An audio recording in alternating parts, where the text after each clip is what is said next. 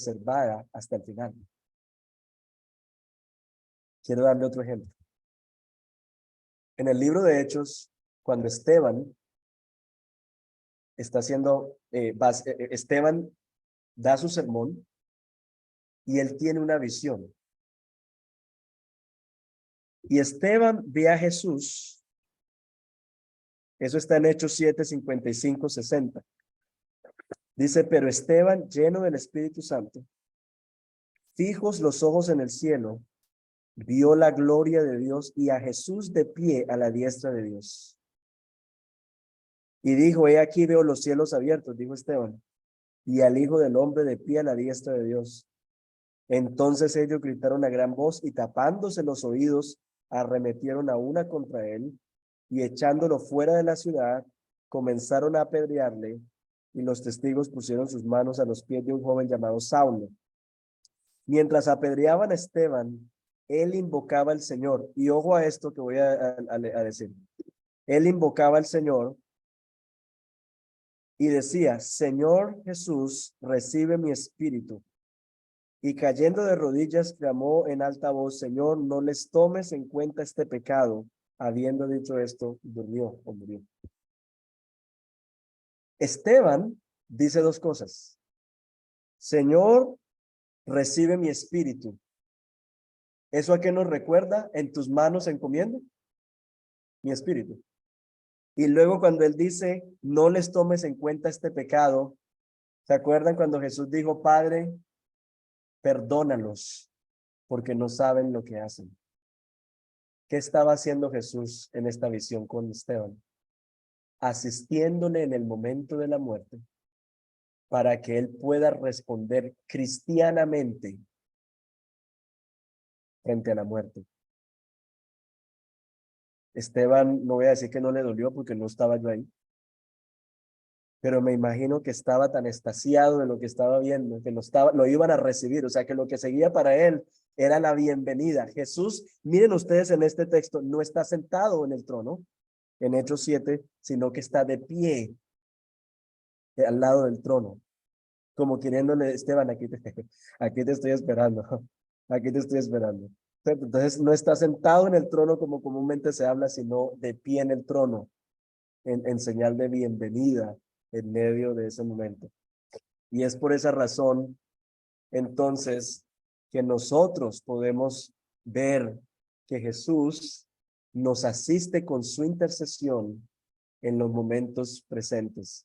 Hermanos, nosotros, aunque somos infieles, Él permanece fiel. Y la razón por la que nosotros podemos perseverar hasta el final no es por nuestra intercesión, sino por la suya. Ahora, seguimos aquí entonces con esta línea que continúa, juzgará a los vivos y a los muertos.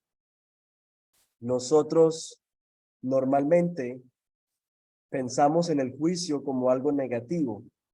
De hecho, la gente se siente un poco como reacia al cristianismo porque piensan en eso de un Dios que juzga y lo ven como, no, pero ¿por qué? ¿Pero por qué? ¿Cierto? Y es en parte porque no queremos dar cuenta de nuestros actos y también porque a algunas personas les parece contradictorio que un Dios que juzgue sea también un Dios de amor.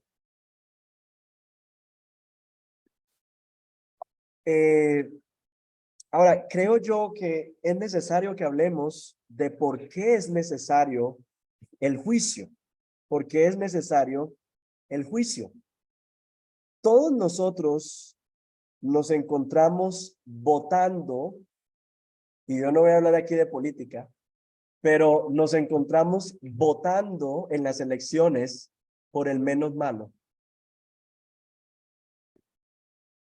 No votamos, nosotros no votamos por el mejor, sino por el menos malo. O sea, uno dice, ¿cuál de estos es un mal peor, es un menos mal un menor mal para el pueblo? Estamos en medio de una crisis de liderazgo en el mundo. Y lo que el credo celebra es que el Señor, dice en Hechos 17:31, Él ha establecido un día en el cual juzgará al mundo en justicia por medio de un hombre a quien ha designado, habiendo presentado pruebas a todos los hombres al resucitarle entre los muertos. Hay un juez perfecto al cual nadie va a poder engañar, quien no va a necesitar el testimonio de nadie, porque todo lo sabe, porque todo lo escudriña. Tenemos un juez perfecto. La necesidad que nosotros tenemos de un juicio es inminente. ¿Cuántas personas han hecho daño y se han salido con la suya? ¿Cuántas personas hay en la cárcel pagando condenas ajenas? ¿Cuántos padres han perdido sus hijos en la trata de personas y no se sabe quién es el responsable?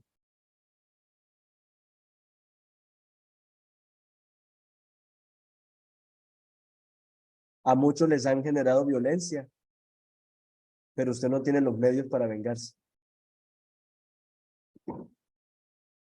Y por todas esas razones es necesario el juicio. Nosotros necesitamos un juicio. Necesitamos un juicio porque el mundo no puede pasar simplemente a la gloria que nosotros deseamos experimentar sin juicio.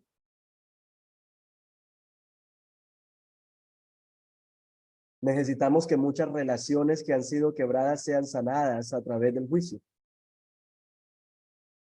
Es porque hay un juicio que usted y yo podemos dejarle la venganza al Señor. Y por eso nosotros podemos ver cómo la cruz de alguna manera nos ayuda a cerrar el círculo. Porque si usted a mí me ha hecho daño, pero usted es creyente, yo tengo que entender que ese pecado que usted causó, que usted me generó a mí, ya Cristo murió por él. Y aunque pueden haber consecuencias legales, la cruz me ayuda a mí a cerrar esa situación porque yo tengo que entender, eso que Kevin hizo contra mí, Cristo lo pagó por él. La cruz me ayuda a cerrar. Pero si la persona no es creyente, la cruz también me ayuda a cerrar. Porque yo confío en que mía es la venganza, yo pagaré. Que nosotros no tenemos que hacer justicia por nuestra propia cuenta, ni mandar a matar ni al de la moto, ni a esto, ni al otro, porque tenemos que dejar la venganza en las manos del Señor. Con esto yo no estoy diciendo que no hay que buscar los medios de justicia en el presente si hay un crimen que se ha cometido contra nosotros. Pero nosotros podemos extender el perdón aun cuando la relación no se restaura como estaba antes, podemos extender el perdón porque Dios va a vengar y va a juzgar. El juicio es una realidad y el juicio es evidencia del carácter justo y santo de Dios. Entonces nosotros los creyentes no deberíamos ver el juicio como una mala noticia, sino que el juicio es una buena noticia, porque no podemos pasar a la nueva tierra y al cielo nuevo de la nueva tierra sin que haya un juicio. Y no se preocupe si usted piensa que Dios va a ser injusto, porque Dios es más justo que todos nosotros que estamos marcados por el pecado. Él no. Él no es pecador como nosotros. Entonces su juicio va a ser justo, va a ser santo, va a ser lleno de bondad, va a ser lleno de justicia. Entonces, bueno, vamos a las preguntas. Ya aquí cerramos este bloque. Y ya vamos llegando, hermanos, ya vamos llegando, ya nos faltan menos líneas. Ya nos faltan menos líneas. Bueno, Oscar, claro que sí, ya hay algunas preguntas que nos hicieron. La primera de ellas es, ¿el acto de Jesús en la cruz del Calvario, su muerte y resurrección, se puede considerar como una reforma? Se puede considerar como una reforma. Eh, ¿Cómo entiendes tú esa pregunta, Daniel? Me la tiraste a mí. No, no, no, para entender qué es lo que de pronto me están preguntando. Ok, entiendo que lo que pues estamos hablando es en medio de la reforma, en medio del mes de la reforma, Ah, ok. y lo que hace Jesús llega a hacer como ese acto de que reforma el momento, que reforma lo que se conocía en ese tiempo. Yo entiendo la pregunta de esa manera, si Ya. el hecho de él morir, resucitar, ese acto en ese tiempo se puede considerar como una reforma. Bueno, yo lo que creo que hay que decir es que el evento de la muerte de Jesús y su resurrección es un evento histórico. Y por esa razón tenemos la aparición de Poncio Pilato, esto, pero es las líneas que estamos leyendo sobre quién es Cristo y lo que él hizo, el evangelio apostólico. O sea, esa es la silla a la que nosotros regresamos constantemente en medio de las mareas y de la corriente de este mundo. Tenemos que estar mirando constantemente a la silla y esa silla es el evangelio apostólico.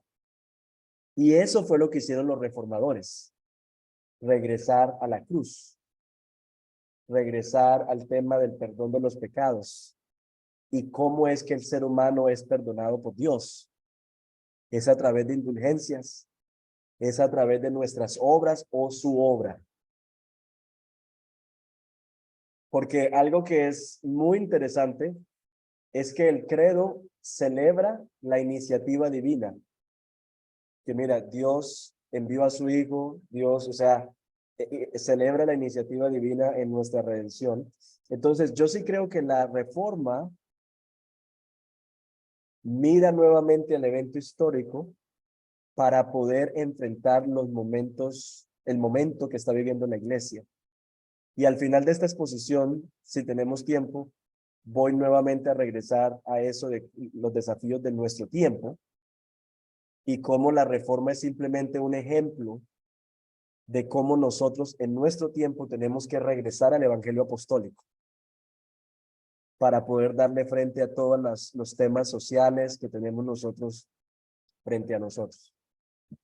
Esa sería mi forma de responder la pregunta. Creo que la reforma regresa a ese evangelio apostólico, que son las líneas que estamos estudiando, pero la muerte y la resurrección de Jesús son un evento histórico. No, excelente. Hay otra pregunta que está enfocada en cuando tú venías hablando de los argumentos a favor de la resurrección. Una persona dice que si muchos mueren a diario a causa de otras religiones y esas personas que mueren por esas religiones creen que es verdad, ¿cierto? Están muriendo también por una verdad que para ellos es verdad. ¿Esto no perdería o no hace que ese argumento pierda fuerza? No, y ya te voy a decir por qué. Lo que nosotros estamos diciendo, o sea, un musulmán que se monta en un avión y se estrella contra las Torres Gemelas, él está convencido de que esa es la verdad. Lo que nosotros estamos diciendo es que si no hubo resurrección, los discípulos de Jesús se inventaron esto y ellos mismos, sabiendo que era una mentira, se montaron en el avión y se estrellaron contra las torres. No sé si me estoy comunicando. Sí, O claro, sea, súper claro. el musulmán se monta convencido, pero si esto no es verdad, se lo inventaron los discípulos. Ujú, ujú. Entonces ellos se inventaron la mentira y ellos mismos se montaban en el avión. O sea, eso es lo que estamos diciendo aquí. Entonces, por eso es distinto el argumento. Excelente. Eh, Otra pregunta que de pronto también vamos a ampliar un poquito al final, como lo escribió Chris ahorita, y es, ¿qué bibliografía recomiendas para profundizar en este estudio de los credos? Bueno, comenzar por mi libro que se llama ¿En qué creemos? no es publicidad, eh, pero mucho de lo que hemos estudiado está aquí, no todo. Aquí yo les he dado más información de debates y de cosas que no están aquí, porque este libro ha sido escrito, es para el discipulado en la iglesia local. Entonces es para ir caminando a la gente por cuáles son las verdades de la fe cristiana. Creo que al final podemos dar más recomendaciones. Justo González es obviamente un muy buen recurso para conocer un poco más sobre la historia de la iglesia, la historia en los primeros siglos, y eso nos ayuda a entender cómo la iglesia tuvo la necesidad de defender en qué creían frente a las herejías emergentes, y por esa razón crearon varios concilios en los que la iglesia tuvo que venir y definir qué era lo central. Y entonces creo que ese libro de historia de la iglesia de Justo González es muy útil porque nos ayuda a entender en mucho más detalle todas estas herejías que surgieron. Entonces yo diría que serían los libros que yo recomendaría. Súper. Y una pregunta final, Sí. Oscar, es si volver a esos fundamentos del credo, Ujú. fundamentos, nos haría fundamentalistas. Bueno, esa es una pregunta excelente, ¿cierto? Yo veo en estos momentos la iglesia cristiana en dos extremos. ¿Quiénes son los fundamentalistas? Los fundamentalistas son las personas que elevan a nivel de fundamento todo. Permíteme, te explico. Estas 13 cosas que nosotros estamos viendo, 12 cosas que estamos viendo, son la columna vertebral de la fe cristiana. Este es el fundamento. Yo no puedo poner al mismo nivel discusiones de cuántas personas escribieron Isaías, si es un profeta que escribió todo o si fue el profeta y la comunidad del profeta, al mismo nivel de la deidad y la humanidad de Cristo. Entonces, ¿cuál es el problema con el fundamentalismo? El problema con el fundamentalismo es cuando yo elevo a nivel de columna vertebral cualquier cosa que vaya en contra de una interpretación que yo tengo de un texto o que una interpretación que yo tengo de un punto en la escritura. Yo elevar a nivel de columna vertebral cualquier asunto secundario me hace un fundamentalista. El otro extremo es el del progresismo, que el progresismo dice no necesitamos silla, no necesitamos fundamentos. Cada uno tiene que vivir su propia experiencia de la fe y tiene que mirar a ver cómo. El problema con el progresismo, que yo te digo, yo vivo en un país en donde el progresismo va mucho más avanzado, y el problema con el progresismo es que en vez de vitalizar la iglesia, revitalizar la iglesia, las iglesias están quedándose sin gente, las iglesias que están siguiendo el progresismo. ¿Cuál es el problema con el progresismo? El progresismo ve todos los problemas de la humanidad como asuntos sociales. O sea, el problema de la humanidad es que hay mucha corrupción, el problema de la humanidad es que falta educación, el problema de la humanidad es que necesitamos más hospitales, el problema de la humanidad. Entonces, y ojo aquí, yo no estoy diciendo que el tema de salud y el tema de educación no son preocupaciones cristianas, son preocupaciones cristianas. Pero cuando yo pierdo del centro de la iglesia, de la predicación de la iglesia y de la fe de la iglesia, la muerte de Jesús para reconciliar al hombre con Dios, como lo dice Pablo en Corintios, Dios estaba reconciliando a los hombres con él en Cristo. Cuando eso se pierde del horizonte y todo lo que hacemos es simplemente hablar de de los problemas sociales, que hay que hablar de los problemas sociales sin perder la cruz y sin perder la centralidad de que el hombre necesita ser reconciliado con Dios. Entonces, ese es el problema que yo veo. Entonces, ¿yo cómo me siento? Yo siento que me ubico en el medio. O sea, yo no creo que todo asunto secundario está a nivel de columna vertebral. Y tampoco creo que el evangelio es solo horizontal. Creo que la cruz es un muy buen ejemplo de lo que es vertical y es horizontal. Y esos dos ejes no se pueden desvincular. Entonces, yo siento que estoy en el medio, en el sentido de que me parece que esto marca la columna vertebral del cristianismo. Y si yo voy a morir, hacerme matar por algo, tiene que ser por esto. Yo no me voy a hacer matar porque si la composición de Isaías, yo no me voy a hacer matar por eso. Eso no. O sea, pero algo, lo que pone en riesgo o diluye el evangelio apostólico.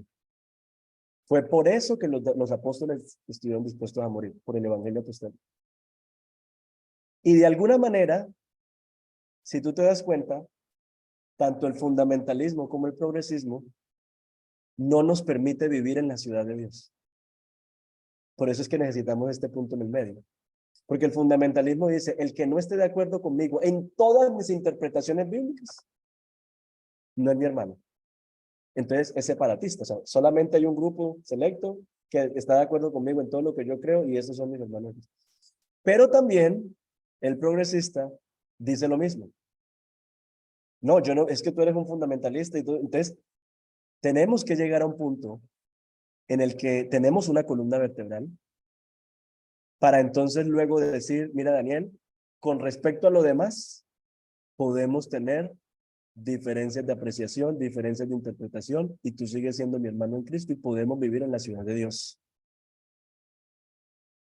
Entonces, dos extremos, necesitamos estar en la mitad, me parece a mí, No, que es excelente. siendo evangélicos, anclados en el evangelio apostólico, y entonces a partir de ahí, entendiendo que las otras diferencias que hay por allí, pues son eso, diferencias.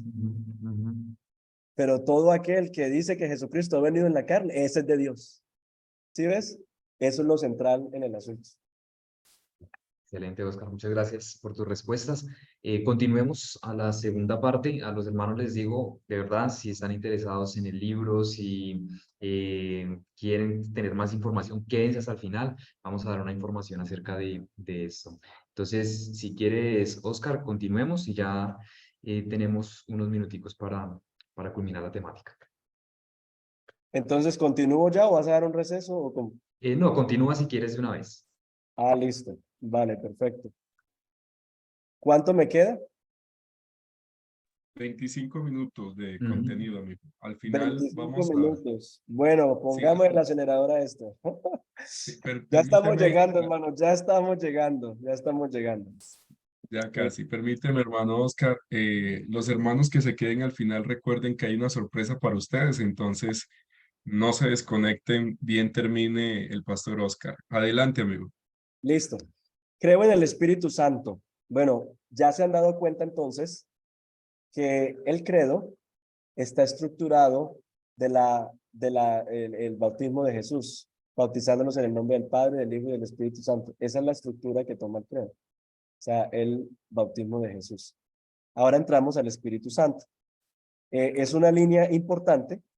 Ustedes se han dado cuenta que cuando uno lee las Escrituras, se menciona el Espíritu Santo, pero no en tanto detalle como se menciona al Hijo o se menciona al Padre. Claro que el énfasis del Nuevo Testamento está más en la persona de Jesús.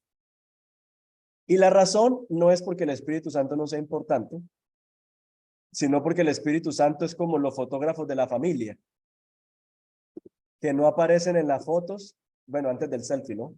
Porque ya ahorita por el selfie, entonces el que toma la foto aparece. Pero era como el fotógrafo de la familia que no aparece en ninguna foto, pero sin el fotógrafo pues no habría foto.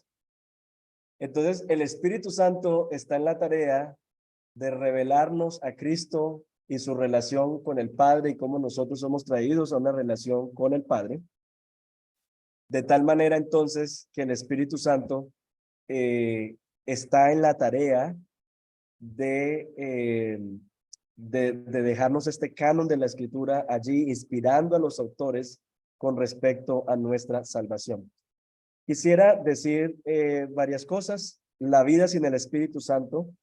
Sin el Espíritu Santo no habría poder para llevar a cabo la misión. Sin el Espíritu Santo no habría consuelo.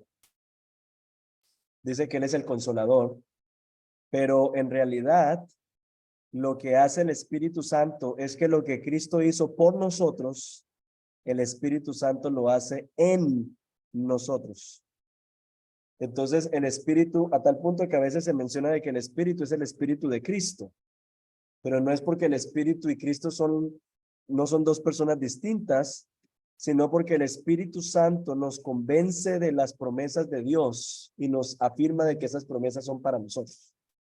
O sea, el Espíritu Santo toma la obra de Jesús y la aplica internamente en la vida del creyente.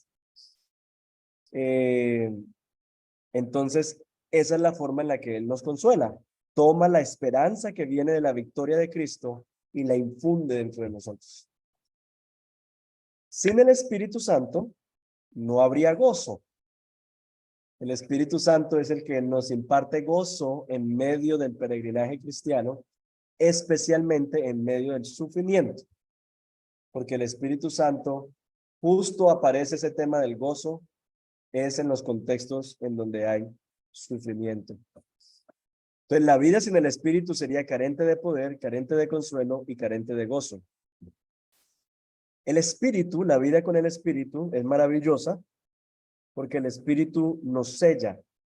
Él nos está confirmando constantemente la adopción del Padre. Nos sella, el Espíritu nos enseña y el Espíritu nos llena de poder. Por eso la invitación que nos hace Pablo es a que disfrutemos la comunión del Espíritu. Entonces ahí tenemos nosotros un pequeño resumen. Obviamente necesitaríamos toda una clase para hablar de la obra del Espíritu, pero fundamentalmente lo que quiero puntualizar es que la obra que Cristo hizo por nosotros, el Espíritu la toma y la hace en nosotros. Quiero darles un ejemplo. Dice que nosotros hemos sido hechos hijos de Dios.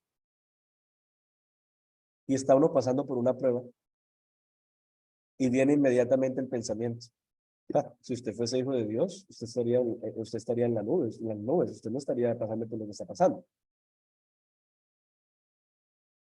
Uno se siente seco, se siente en un desierto, se siente vacío. Y llega uno en oración a la presencia del Señor. Y el Espíritu Santo dice que clama dentro de nosotros, Abba Padre. Es decir, el Espíritu Santo convierte en una experiencia dentro del creyente, lo que de lo contrario sería solamente un concepto en su mente. O sea, el Espíritu Santo permite que baje de la cabeza al corazón y que haga clic. Entonces, toda la obra que acabamos de ver de Jesús, la obra del Padre, el Espíritu Santo la aplica en el creyente. Vamos a mirar entonces los resultados de la victoria de Jesús. Y parte de esos resultados de la victoria de Jesús son la iglesia universal. Cuando hablamos de la iglesia universal, algunos dicen la iglesia católica, y cuando uno dice la iglesia católica, ahí mismo nos saltamos. Pero recordemos que cuando el credo se escribió, no existía la iglesia católica como institución. La palabra católico significa simplemente universal. Y lo que esto nos recuerda es que cada uno de nosotros somos miembros en nuestras iglesias locales, pero que cada uno de nosotros también somos parte de la iglesia universal que Jesús compró y conformó como su cuerpo. Y la comunión de todos los santos. Y aquí no estamos hablando de los que ya han muerto y entonces tenemos comunión con ellos a través de orarle a los muertos, sino la comunión con todos aquellos que el Señor ha redimido. La iglesia, como es descrita en el Nuevo Testamento, es una familia, es un templo santo, es un lugar difícil la iglesia, porque es un lugar de construcción de relaciones. Entonces, la iglesia es una familia, la iglesia es un lugar de construcción de relaciones y la iglesia es un templo santo donde usted y yo nos estamos santificando, pero todos seguimos siendo pecadores. Y entonces ahí vamos a tener expectativas y la gente no va a cumplirlas. Nosotros nos vamos a entregar mucho y esperábamos que el hermano también y nos entregó. Y vamos a vivir toda esta cantidad de situaciones que Dios va a usar para nuestro proceso de santificación. Pero la razón por la que la iglesia es santa no es por nosotros. La razón por la que la iglesia es santa es por lo que hizo Jesús en la cruz de purificarla y por la presencia del Espíritu Santo en medio de la iglesia para santificar. Entonces, por eso es santo. Como ya se dan cuenta, estamos sobre el reloj y el poder para hacer iglesia viene precisamente del Señor, para que nosotros podamos ser esa comunidad sobre una montaña que podemos nosotros, a pesar de nuestras diferencias de edad, de momentos de vida, de estatus social, podamos nosotros ser uno. Y el poder para nosotros ser iglesia solo es posible gracias a la cruz y a la obra que hizo Jesús de derrumbar los muros que nos separaban para hacernos una nueva creación. Finalmente no, vamos avanzando. Creo en el perdón de pecados. Aquí volvemos a uno de los puntos muy importantes de la reforma, ¿cierto? Y era el tema de Martín Lutero se sentía muy atormentado porque no se sentía perdonado por Dios. Este tema del perdón de pecados es muy importante. El pecado, según Romanos 1, se basa en varias cosas. Es suprimir la verdad de Dios, buscar la plenitud que solo Dios ofrece en las cosas creadas. Eso fue lo que ocurrió por la primera pareja. Nosotros todos participamos de esta naturaleza pecaminosa. Y el pecado es algo que termina controlándonos, termina teniendo poder sobre nosotros. Ahora, uno se pregunta, ¿por qué Dios no nos perdonó y ya? O sea, ¿por qué el Señor simplemente no nos mandó y nos dijo, vea, ya los perdoné? Porque Él se necesitaba la cruz. Lo que pasa es que para que alguien perdone, la persona tiene que asumir el costo. O sea, perdonar es costoso. Piense por un momento que yo le invito a mi casa a comer. Usted llega y al pararse de la sala a la cocina, se tropieza con una lámpara que hay en mi casa y la rompe. Yo le digo, no, tranquila, no se preocupe, tranquilo, dejemos así. No existe un dejemos así. O yo me quedo sin luz, o yo voy a la tienda y compro otra lámpara. Pero en cualquiera de los dos escenarios, para yo decirle a usted dejemos así, yo estoy asumiendo el costo de quedarme sin luz o de sacar 100,000 pesitos e ir a comprar otra lámpara. Alguien tiene que asumir el costo. No es posible simplemente decir dejemos así. Por eso es que el perdón es costoso. La escritura utiliza 3 imágenes para hablar con respecto al perdón. Por cuanto todos pecaron y no alcanzan la gloria de Dios, siendo justificados gratuitamente por su gracia, por medio de la redención que es en Cristo Jesús, a quien Dios exhibió públicamente como propiciación por su sangre a través de la fe, como demostración de su justicia, porque en su tolerancia Dios pasó por alto los pecados cometidos anteriormente, para demostrar en este tiempo su justicia, a fin de que Él sea justo y sea el que justifique al que tiene fe en Jesús. Aquí nosotros vemos que todos estamos fregados, versículo 23. Por cuanto todos pecaron, ninguno ha alcanzado la gloria de Dios. Pero Dios nos ha justificado gratuitamente para nosotros. Pero Él le tocó asumir el costo. Y ese costo del perdón de Dios, Él nos lo explica en estos tres conceptos. Justificación, Cristo pagó legalmente nuestra deuda. Redención, es decir, Cristo hizo un traslado de cuentas bancaria, por así decirlo. Pagó monetariamente nuestra deuda.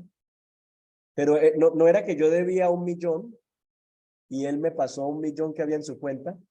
Y entonces yo quedé en negro y entonces Él quedó en cero. No, lo que pasó fue que se cambiaron los nombres en las cuentas. Y entonces yo no solamente quedé perdonado, sino que también quedé con crédito. Por eso es que no solamente disfrutamos del perdón, sino que disfrutamos del perdón más toda la nueva vida que ahorita disfrutamos gracias a Jesús. Y es porque Él nos redimió, o sea, Él nos compró de la esclavitud, pero no solamente nos compró de la esclavitud y nos puso en libertad, sino que puso depósito en nuestra cuenta, el Espíritu, para que ahora podamos vivir una vida abundante. Y finalmente, la propiciación, que básicamente nos dice que por el hecho de Jesús haber recibido nuestra deuda, nuestra culpa, usted y yo podemos ir al juicio final, sabiendo que la ira de Dios no va a estar sobre nosotros, porque ya estuvo sobre él. John Stott lo dice muy magistralmente: pecar es que el hombre se pone en el lugar de Dios. La salvación es que Dios se ha puesto en el lugar del hombre. Entonces es al él ponerse en el lugar nuestro que nosotros hoy podemos disfrutar de esta salvación tan grande. Creo en la resurrección del cuerpo. Algunos piensan que cuando nosotros resucitemos, vamos a resucitar como esos ángeles gorditos y como con un arpa, y que vamos a estar es como por ahí sin cuerpo, andando por ahí, y que eso es. No, Dios nos creó desde el principio con un cuerpo, y Dios va a resucitar nuestros cuerpos. Dios va a resucitar nuestros cuerpos, y por esa razón nosotros necesitamos, eso es parte de la esperanza cristiana. De hecho, en Primera de Corintios, Pablo dice que la gente vive en libertinaje porque no tiene claridad de la esperanza que viene después en la resurrección de nuestros cuerpos. Hermanos, la esperanza cristiana es que lo mejor de esta vida no está solo en esta vida, sino que va a estar en la vida que viene, pero magnificado y sin la presencia del pecado. Hay dos conceptos que es importante definir: lo que nosotros vemos en los evangelios y en el Antiguo Testamento no es resurrección, sino resucitación. Lo que pasó con Lázaro, con la hija de Jairo, es resucitación porque es volver al estado en el que estaba la persona antes de haber muerto. ¿Qué ocurrió con toda esta gente? Volvieron al estado antes de la muerte. La resurrección es que nuestro cuerpo terrenal será el rastro de lo que seremos, porque tendremos un cuerpo glorificado. Un cuerpo glorificado semejante al de nuestro Señor, quien es la primicia de la resurrección. ¿Qué es la primicia? Es la primera cosecha de la cosecha que viene, que es de la misma calidad y del mismo valor. De la misma manera, su resurrección nos muestra que nuestra resurrección será con cuerpos también de la misma calidad y en la misma dirección que fue la resurrección del Señor. Con esta resurrección se inaugura la restauración del reino de Dios. Y por eso nosotros nos encontramos en los últimos tiempos. Los últimos tiempos es un término técnico que se utiliza para hablar de todo lo que ocurre desde la primera a la segunda venida del Señor. O sea, en la primera venida de Jesús se inauguraron los últimos tiempos. Ahí tenemos nosotros, o sea, por eso vemos nosotros en las cartas de Pablo que dice, y ya estamos en los últimos tiempos. Y uno dice, pero ¿cómo así que ya estamos en los últimos tiempos? Dice Pablo y él escribió hace 2000 años. Porque desde la primera venida de Jesús se inauguraron los últimos tiempos. Ya estamos en los últimos tiempos porque ya se ha inaugurado la restauración del reino que tendrá su plena consumación cuando el Señor regrese por nosotros. Entonces, estos son dos términos que son importantes. Si no hay resurrección, entonces los discípulos serían testigos falsos. El problema del pecado seguiría sin ser resuelto. Los que murieron, murieron engañados. Y dice él en el versículo 19, nosotros seríamos la gente más miserable de todos. ¿Por qué esto es importante? Esto de la resurrección de nuestros cuerpos. Porque hay mucha gente que ha sido atropellada en su cuerpo.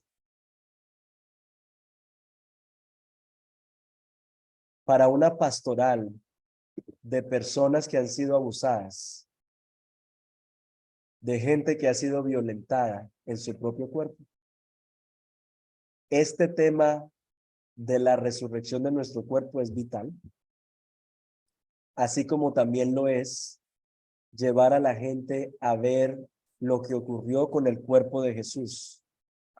Recordemos que el cuerpo de Jesús fue exhibido públicamente.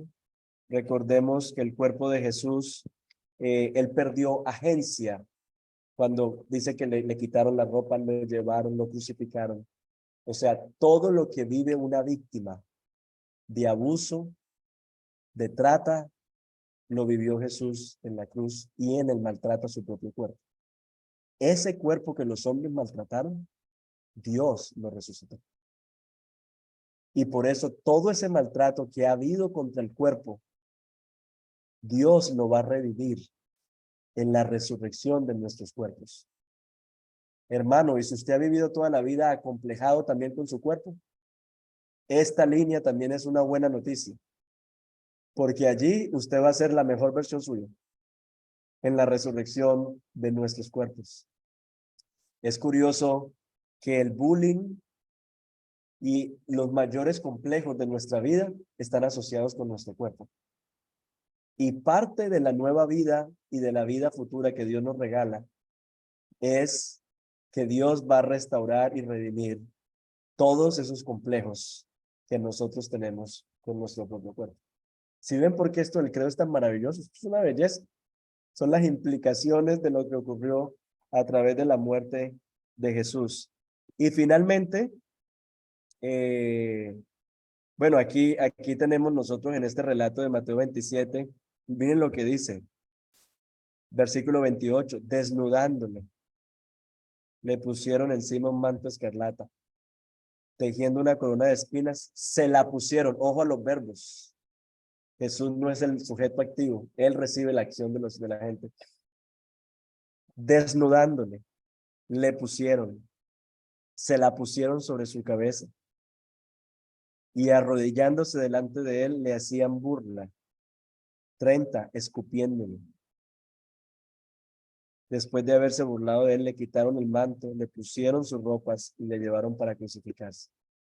¿Por qué Jesús somete su cuerpo a esta? Es que esto no tiene nombre, ¿cierto? Para que encontremos esperanza y consuelo en sus propias heridas.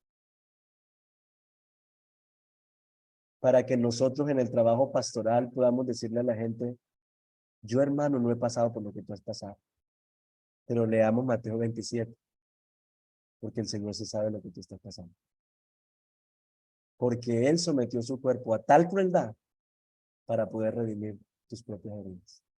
Entonces, aquí nosotros vemos que la sanidad a nuestras heridas no está en quedarnos contemplando nuestras heridas, aunque hay que reconocerlas, y hay que hacer un inventario de lo que nos han hecho, pero nuestra sanidad está en contemplar las heridas de Él por nosotros. Sus heridas sanan nuestras heridas.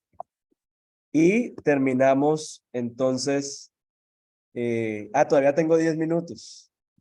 Todavía tengo 10 minutos, entonces voy a bajar el acelerador un poquito.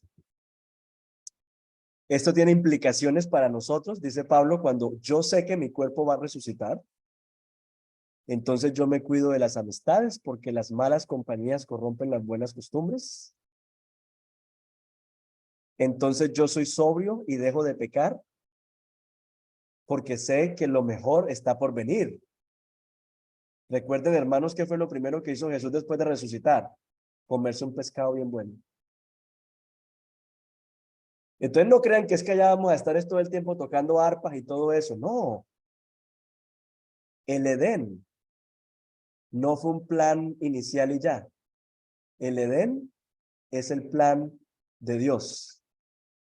Es decir, si nosotros queremos un retrato de lo que será el futuro es la llegada de la nueva tierra y el nuevo cielo, la restauración de esta tierra, para que vivamos como en el Edén, pero sin pecado.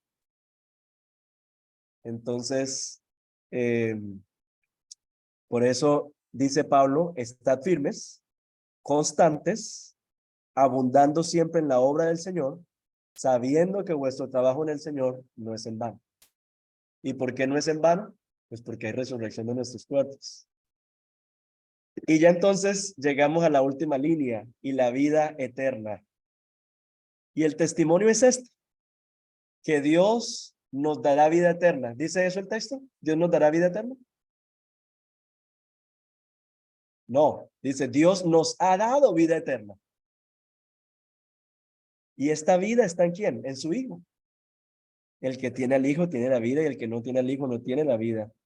Estas cosas les he escrito a ustedes que creen en el nombre del Hijo de Dios para que sepan que tienen vida eterna. Esto es importante. Hay dos términos en griego, bios y zoe. Bios tiene que ver con la vida biológica, por eso de ahí viene biología. Y viene esto, y todas las palabras que vienen de biografía, biología, tienen que ver con la vida. Y zoe tiene que ver con la vida, pero espiritual, que Dios infunde en nosotros. Nos preguntamos entonces, ¿cuándo comienza la vida eterna? Hermanos, ya la estás disfrutando. No en plenitud, te han hecho apenas una transferencia del 10%, pero ya la estás disfrutando, ya tienes la vida en ti. Ya tenemos esta vida en el presente.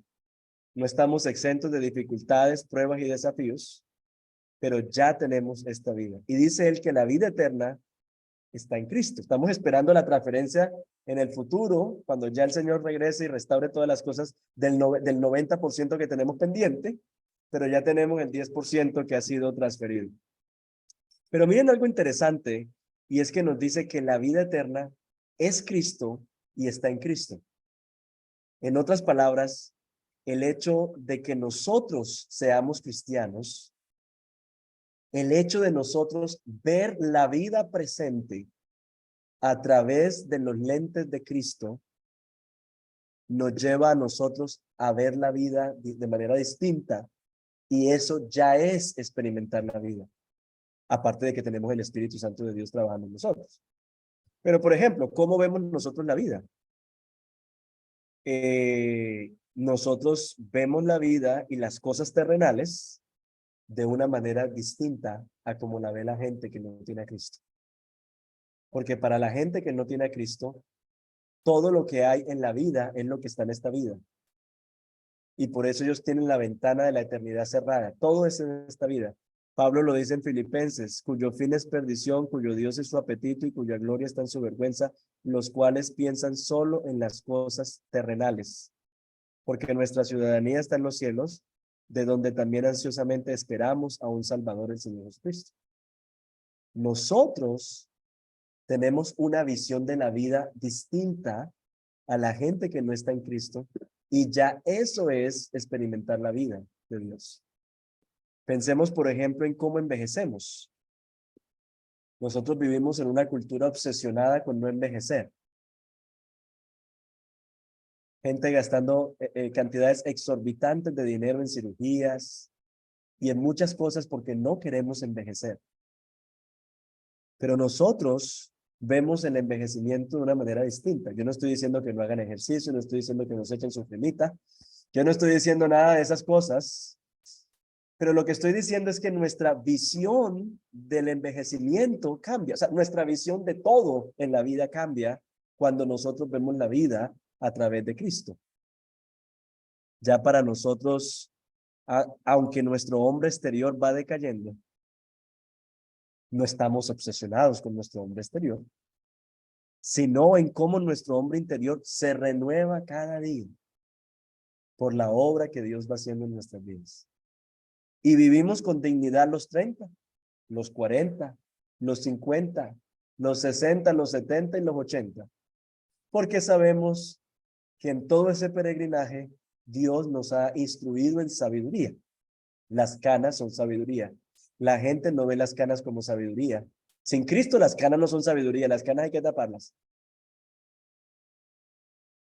Pero con Cristo nosotros entendemos que cada vez, cada experiencia, cada sufrimiento, todo eso ayuda para bien, porque somos transformados conforme a la imagen de su Hijo. Y también marca cómo nosotros sufrimos. Después de que hayáis sufrido un poco de tiempo, el Dios de toda gracia, que os llamó a su gloria eterna en Cristo, Él mismo os perfeccionará, afirmará, fortalecerá y establecerá. A Él sea el dominio por los siglos de los siglos. El credo entonces nos ancla en el pasado, en el evento histórico de Jesús, la obra de Dios en Cristo, y en el futuro, en la obra que esperamos que Dios perfeccione. Así como los reformadores regresaron al evangelio apostólico, una de las frases de la reforma es que la iglesia siempre está en reforma. Y por eso nosotros siempre vamos a necesitar, con los desafíos que estamos viviendo, la inteligencia artificial, por ejemplo. No sé si ya está muy de moda eso del ChatGPT, pero ahorita todo es ChatGPT. Todos los desafíos que estamos nosotros viviendo son desafíos que no vivieron los apóstoles, son desafíos que no vivieron en la iglesia primitiva. Los robots y todo hacia dónde va el mundo. No obstante, nosotros necesitamos enfrentar esos desafíos mirando hacia atrás. Y una de las, a manera de ejemplo, de cómo podemos nosotros mirar hacia atrás, y ahorita estamos en todos estos debates sobre el tema del movimiento LGTBIQ, la homosexualidad y todo el asunto. Y uno dice, bueno, ¿y el credo a nosotros en qué nos ayuda? Si de alguna manera el credo no aborda esos asuntos. El credo no aborda muchos asuntos del presente, pero sí nos ofrece el marco para la reflexión teológica. Pensemos en dos cosas. ¿Cómo creó el Señor? Dijimos en la línea que Dios es el creador. Pero luego dijimos que Dios va a resucitar nuestros cuerpos.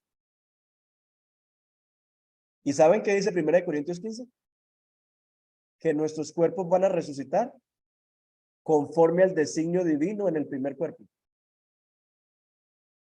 O sea que ¿cómo voy yo a resucitar luego? Como hombre. Porque es conforme al designio, eso lo dice 1 Corintios 15. Entonces, el credo a mí no responde todas las preguntas del momento, así como en el momento de los reformadores no respondía todo ese problema que había con las indulgencias y con la venta de puestos eclesiásticos y todo el asunto, pero tuvieron que regresar al evangelio apostólico para las 95 tesis, clavarlas en la puerta de Wittenberg. Nosotros necesitamos también clavar nuestras tesis en las puertas que tenemos en estos momentos para la discusión, pero sin perder el evangelio apostólico, la silla a la cual tenemos que regresar para reorientarnos en medio de un mundo en el que nosotros pensamos que no nos estamos moviendo, pero las olas y las corrientes sí nos están moviendo. Hermanos, muchas gracias por su paciencia. Gracias por la generosidad de prestar atención a todo este tiempo a lo que he compartido con ustedes. Espero que haya sido de edificación y de bendición y que el Señor bendiga sus vidas, sus ministerios. Lo que decía aquí, el Dios de toda gracia que os llamó a su gloria eterna en Cristo, él mismo os perfeccione, afirme, fortalezca y establezca. A él sea el dominio por los siglos de los siglos. Amén. Amén. Muchas gracias, amigo Oscar. Dios te bendiga de verdad por este seminario. Hay una pregunta, una última pregunta, Oscar, si te parece bien, que es muy recurrente. La Sí. pregunta, ¿cómo pueden hacer para acceder al libro? ¿Cuáles son los canales que hay disponibles para poder acceder al libro? Sí, mira, nosotros el libro lo tenemos disponible en Amazon. Se puede conseguir, pero obviamente Amazon en Colombia es problemático virtual. En Kindle se puede comprar, pero yo sé que muchos hermanos prefieren físico. Ustedes tienen el contacto de María del Mar, ¿cierto? María del Sí Mar es. tiene nuestras copias del libro en que creemos ahí en Medellín. Y tal vez, no sé si ustedes lo ven bien, Kevin, pero entonces a través de ustedes, las personas que tengan interés, si ustedes quieren, podemos mandar las copias que tenemos y ustedes, la gente se puede contactar con ustedes. Creo que tal vez es más fácil. O no sé, como ustedes lo vean más prudente, como sea más fácil para los hermanos poder adquirir el material. Pero sí, eso es básicamente lo que, esto. ¿Cuánto vale el libro? Hermanos, honestamente, el libro lo estamos cobrando a costo de impresión. No le estamos ganando nada a ese libro, porque el propósito es que la gente sepa en qué cree. O sea, que usted no lo cojan en la calle y le pregunten y usted diga, no, yo creo en Cristo y creo en su palabra, y ya. Sino que la gente pueda abrazar el evangelio apostólico y pueda tener claro en qué cree. Entonces, ese es el corazón de nosotros por el cual escribimos el material y queremos hacerlo lo más. Creo que cuesta 15,000, yo no sé cuánto vale el libro, no sé, pero 20,000, 20,000, 20,000 no me sé. había dicho María del Mar, sí. Listo, entonces ustedes son los que saben eso allá en Colombia, pero sí, no sé. Perfecto, me parece muy bien, Oscar. De hecho, por aquí por interno, en el teleprompter, me acaban de decir que sí, podemos entonces hacer el contacto con María del Mar y que a través del Instituto Nueva Generación los hermanos puedan acceder a comprarlo, ¿cierto? Entonces, muchas gracias por eso, hermano. Una vez más, Oscar, muchas gracias. El Señor te bendiga Bien. grandemente, a ti y a tu familia. De verdad, muchas gracias a tu esposa y a tus hijos por prestarnos tu Ah, no. tiempo en 4 horitas. Un placer, que el Señor les bendiga, hermanos, y bendiciones en sus ministerios, que Dios los ayude. Y Amén, bueno, gracias a ustedes por la confianza y la invitación. amén, amén. Bueno, no se vayan porque miren lo que tengo en mi mano. Vamos a ver si se enfoca. Este es el libro de Oscar, lo que nos acaban de exponer. No se enfoca bien. Ahí está, ahí está. Bueno, este es el libro. Resulta, mis hermanos, que ustedes saben que como Ministerios Nueva Generación, a nosotros el Señor nos permite y nos guía a bendecir a su iglesia, ¿cierto? Y a bendecirles a ustedes. Para nosotros es un privilegio servir al Señor, servir a la iglesia y por supuesto servirles a ustedes. Por lo tanto, hay una muy buena noticia.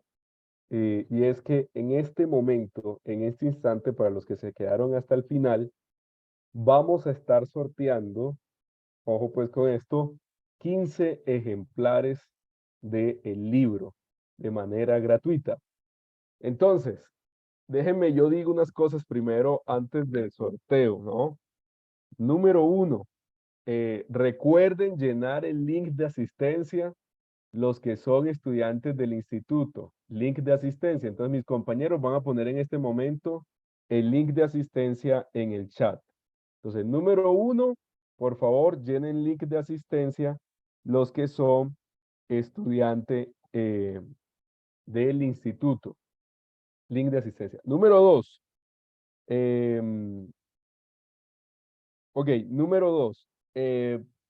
Permíteme un momento que aquí hay unas normas que escribimos. Hay unas reglas. A ver si los compañeros me pueden ayudar con las normas. Aquí están, listo. Cuando mencionemos, esto es una ruleta. Aquí están todas las personas que se inscribieron. En la ruleta que están viendo en pantalla, están todas las personas que se inscribieron a este seminario. Ahí están todos sus nombres. Ahora, hay una letra pequeña. Entonces, para que sepan las reglas. Número 1, regla número 1. Si sale su nombre, por favor escríbanos en el chat. Mándenos un emoji o escríbanos la palabra aquí estoy, presente, lo que usted quiera. Lo que sea, ¿cierto? Si sale su nombre. Los demás, mientras que estemos en el sorteo, por favor dejen de escribir en el chat un momentico mientras que estamos en el sorteo. Así podemos darnos cuenta que los ganadores están aquí en la sala, ¿listo? Pero solo los ganadores escriben aquí, es que aquí está. No, cuando lancemos la ruleta, todavía no, cuando lancemos la ruleta, ¿listo? Cuando lancemos la ruleta, si sale su nombre como ganador.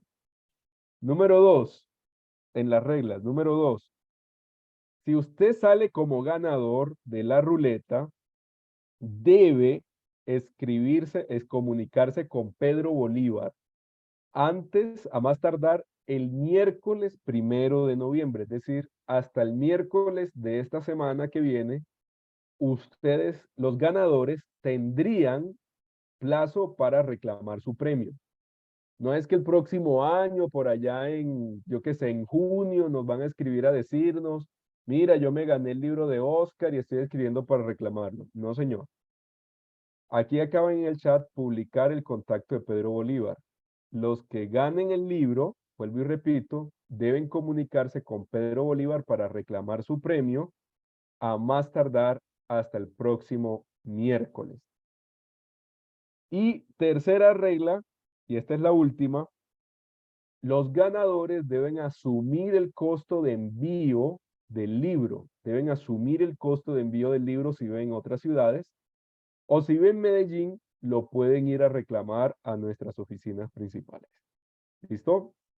Entonces, ya saben, vamos a girar la ruleta. Ahí están los nombres de todos los que se inscribieron. Si usted es el feliz ganador o ganadora, nos escribe en el chat, se comunica con Pedro Bolívar y tiene hasta el miércoles para hacerlo. No siendo más, entonces vamos a ver quiénes son los ganadores. Son 15 ganadores, entonces el equipo me ayuda a contarlos. Vamos con el primer ganador, por favor. Muy bien, muy bien, muy bien. Primer ganador es Yerlis Paola. Ah, perdón. Samuel Benavides. Samuel Benavides es el primer ganador. ¿Me confirman, por favor, el equipo internamente? Samuel Benavides es el primer ganador. Muy bien. Samuel Benavides, primer ganador. Por favor, vayan tomando nota los del equipo. Samuel Benavides, primer ganador. Segundo ganador, Rocío Rojas Palomo. Muy bien, Rocío Rojas. Segundo ganador. Vamos con 2. Muy bien, seguimos. Seguimos. Tercer ganador. Alejandro Ardila Díaz. Alejandro Ardila Díaz, tercer ganador. Vamos con el cuarto, amiga Lady. Cuarto ganador. Lady Joana Trejos. Lady Joana Trejos sería nuestro cuarto ganador. Quinto ganador. Quinto ganador sería Janely Andrea Bustamante. Yaneli Andrea Bustamante. Espero que el equipo esté tomando nota de los ganadores. Muy bien.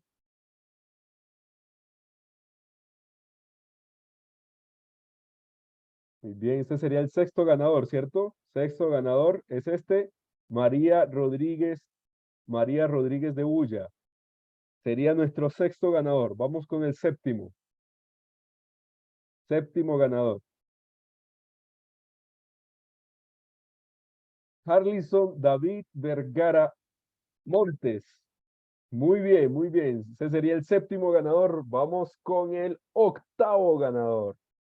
Adelante, adelante, amiga. Esto está muy interesante.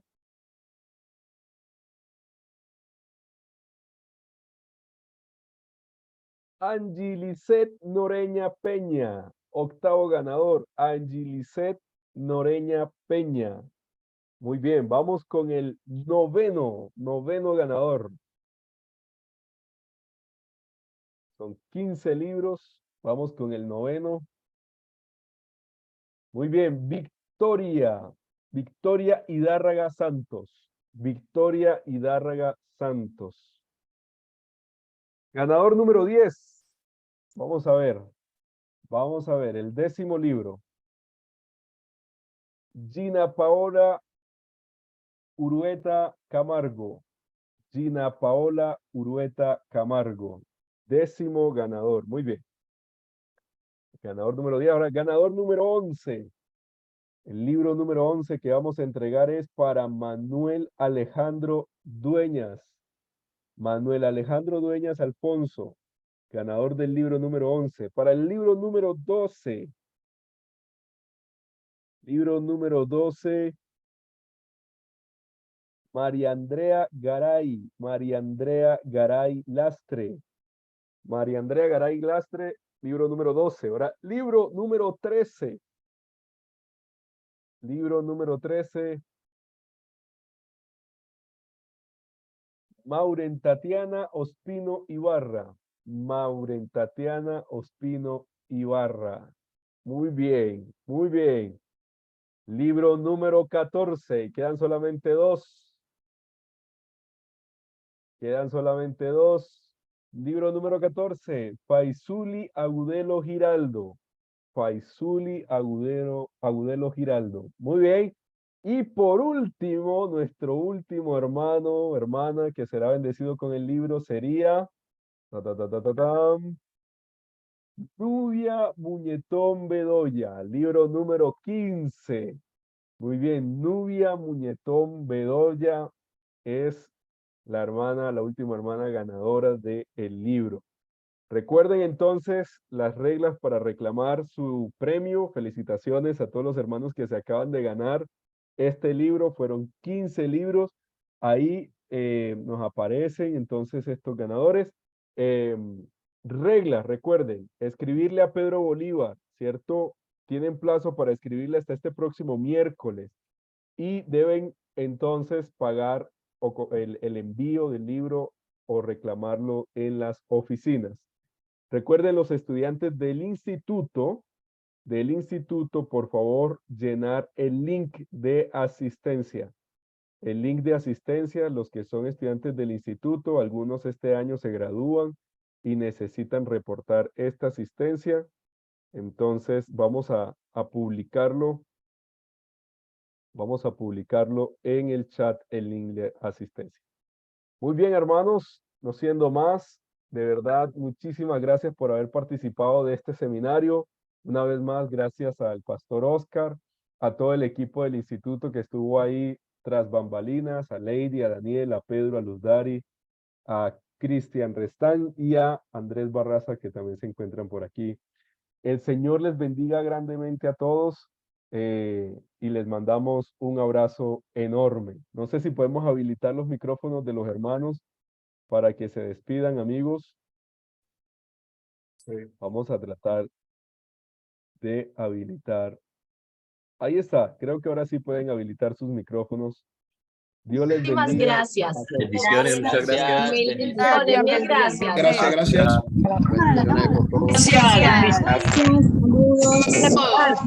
Dios los bendiga. Dejan el link para Muchísimas uno seguir gracias. viendo Bendiciones la desde La grabación de este Guajira. seminario. Gracias, Desde La Guajira, medio Guajira. Queremos tener el libro. Muchas gracias. Gracias. ¿Cuál medio dejan Gracias. el link para ver esta Bendiciones. grabación? Gracias. Gracias, Muchas gracias a todos. Para La Guajira, hay que uno para acá que lo necesitamos. Te fajaron hoy con esta capacitación. ¿Qué es la palabra para resumir? Elena. Excelente, excelente. Gracias, bendiciones. Hola, Juan Carlos.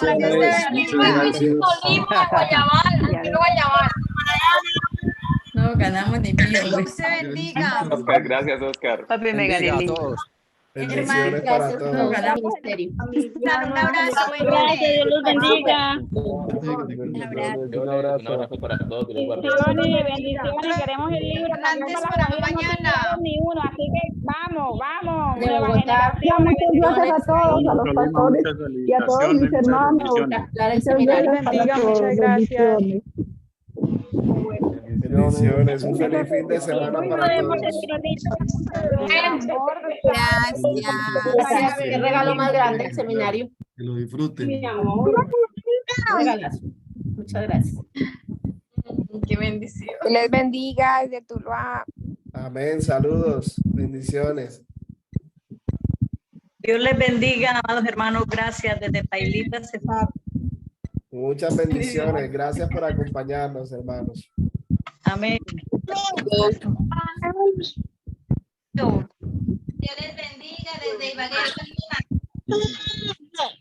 Hermana Karen, Bendiciones bendiciones. desde acá de Vitama. Grandemente desde Carol, Medellín. bendiciones. Gracias. Bendiciones. Bendiciones desde San Vicente. Muchos saludos. Gracias por acompañarnos. Excelente seminario. Bendiciones desde Bogotá. Muchos saludos, hermana Claudia. Gracias por acompañarnos. Excelente regalo este seminario.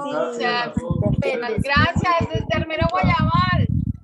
Hermana Rocío, gracias por conectarse. Bendiciones. Gracias, mil gracias y bendiciones a todos. Bendiciones. Mira.